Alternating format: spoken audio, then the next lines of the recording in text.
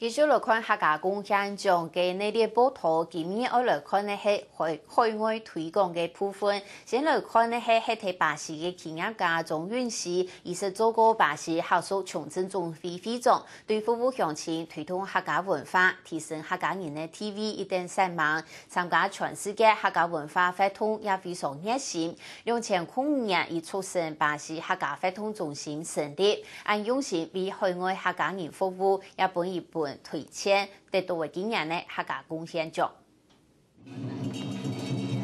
喺東東館嘅鼓聲度，都有發力嘅大師表演。2005年，巴西客家發通中心總算落實，原本唱係巴西客家鄉親知道東公用嘅舞卡，咪係連接世界客家嘅南美平台。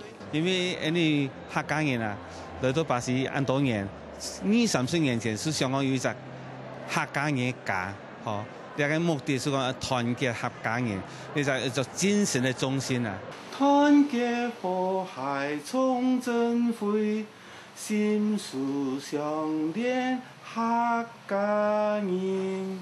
對1996年，本人推薦咗巴西客屬重振會會長過後，鍾允熙就用心去兩套客家師傅運作，立法通推展。重振會會員超過1800場，全巴西內都有。變咗係巴西最大最有力量嘅僑胞社團，老本樣應用嘅客家錢，俾免費送本大家來看。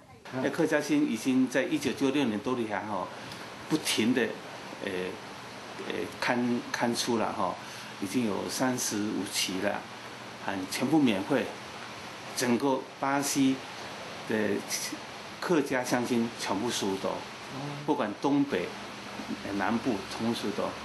鍾允熙近10年來事業有成，還可以用客家企業家嘅身份，落成去做客家共享事務，促進海外客家文化嘅發展和傳承。有人講佢昂，唔過佢因為懂得。先頭冇講啊，昂啊事業冇話做，怎麼做兩個字？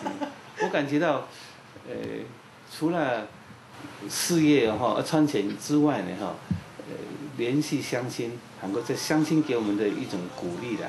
還有大家能夠和諧，他看到按情切，這個回收，我認為我沒有磨損失啦。雖然出錢出力花時間我感覺到還是很值得。